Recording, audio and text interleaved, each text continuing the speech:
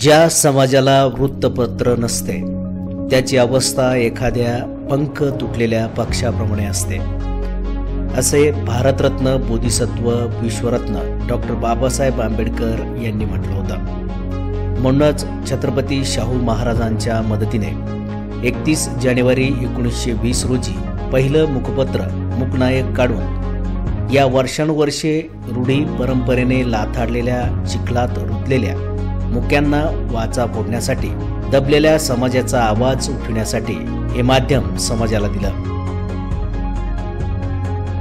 म्हणूनच मुकी माणसं बोलू लागली, वाचू लागली आणि समजू लागली।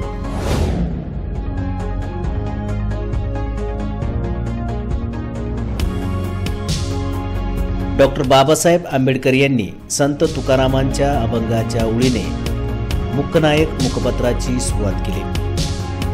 काय करू आता धरून या भीड, निशंक हे तोंड वाजविले, नवे जगी कोणी मुकियांचा जाण, सार्थक लाजून नवे हित। अशा ओळींनी या मुकनायक वृत्तपत्राची सुरुवात करण्यात आली होती। आज 31 जानेवारी 2024 रोजी मुकनायकाच्या प्रथम गगनभेदी आवाजाच्या विशेषांकास 104 वर्ष पूर्ण झाली।